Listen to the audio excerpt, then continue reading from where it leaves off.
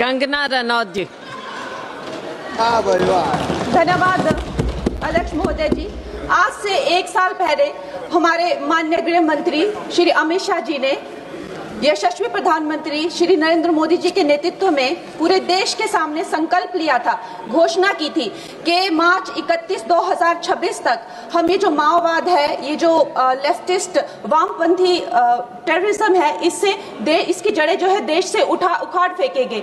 और आज इस सभा के द्वारा, इसके माध्यम से मैं हमारे गृह मंत्री जी को, हमारी सरकार को बहुत बहुत शुभकामनाएं देती हूँ। ये संकल्प सिद्ध करने के लिए उनकी बहुत सराहना करती हूँ। अध्यक्ष महोदय, 1967 में ये छोटी सी चिंगारी माओवाद की उठी थी। उस वक्त अगर कांग्रेस सरकार चाहती तो इसको उसी वक्त दबा सकती थी, लेकिन उन्होंने क्या किया, उल्टा उन्होंने आदिवासी लोगों को जो है वो सौतेला ट्रीटमेंट दिया।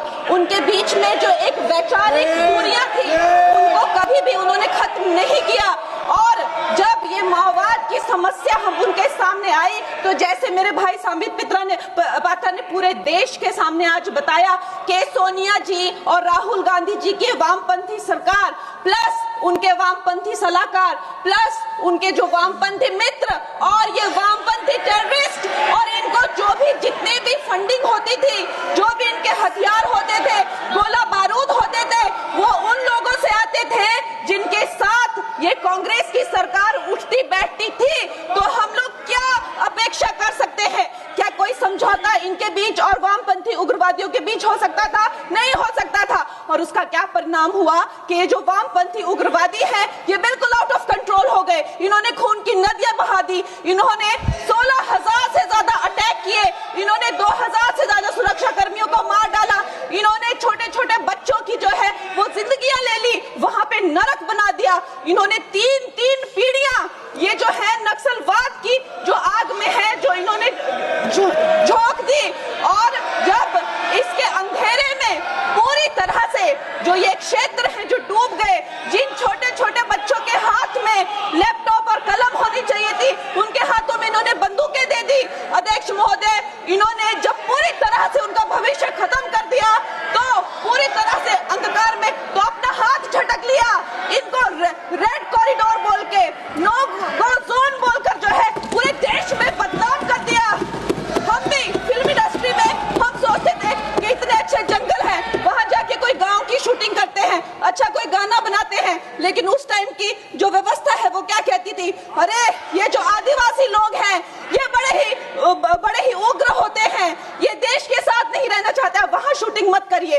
खुद की असफलता छुपाने के लिए इन्होंने पूरे देश से जो है आदिवासी समाज को इन्होंने आइसोलेट कर दिया। लेकिन हमारे प्रधानमंत्री श्री नरेंद्र मोदी जी कहते हैं कि रात चाहे कितनी भी लंबी हो, वो रात ही है, सवेरा होना निश्चित है। और 2014 में जब प्रधानमंत्री जी की सरकार आई और आज हम देखते हैं कि उन्होंने एक आदिवासी महिला को जो है वो राष्ट्रपति बनाया, उन्होंने हमारे सुरक्षा बलों को जो है वो सशक्त किया और उनको सशक्त करने के बाद उन्होंने वो रेड कॉरिडोर, वो भयानक नो गो जोन को जो है वापस लिया, वहां पे संविधान स्थापित किया। अध्यक्ष महोदय, मैं एक नई सांसद हूँ, मुझे 2 मिनट दीजिए। और खैर प्रधानमंत्री जी ने क्या विकास किया वहां पर, चाहे वो घर बनवाए हो, चाहे वो नल लगवाए हो, चाहे वो 70 लाख महिलाओं को 1,000 की मदद की हो, 21 किश्तों में 13,000 करोड़ दिए हो, या वहां पर जो है जितने भी काम किए हो वो मैं अगर शुरू कर दूं तो आज दिन से रात और रात से फिर दिन हो जाए तो उसमें मैं नहीं जाऊंगी। लेकिन मैं ये जरूर कहूंगी कि जो वहां पे डिजिटल पेमेंट्स हुई है उनका मैं बहुत ही ज्यादा सराहना करती हूँ। उससे जो नक्सलियों का जो वित्तीय नेटवर्क है वो टूटा है, जो वो वसूली का काम करते हैं वो टूटा है, जिससे वो खोखले हुए हैं। उसके साथ में सबसे सराहनीय काम जो किया है वो मैं कहूंगी विकास और विश्वास के साथ जो हमारी सरकार ने इसको जोड़ा है। उसके उपरांत जो है उन्होंने जो समर्पण की नीति अपनाई है, 8,000 से ज्यादा युवा जो हैं वो समर्पण कर मुख्य धारा से जुड़े हैं, उनको 5 लाख की राशि और उनको रोजगार दिया जा रहा है। महोदय जी, मेरे पास कहने के लिए तो बहुत है, लेकिन मुझे बहुत ही कम समय मिल रहा है। सदन के पास समय नहीं है। इस तरह की नीति हमने दोगो में भी अपनाई है और वहाँ भी बोडो में, आसाम में भी 10,000 से ज्यादा लोगों ने समर्पण समर्पण किया है।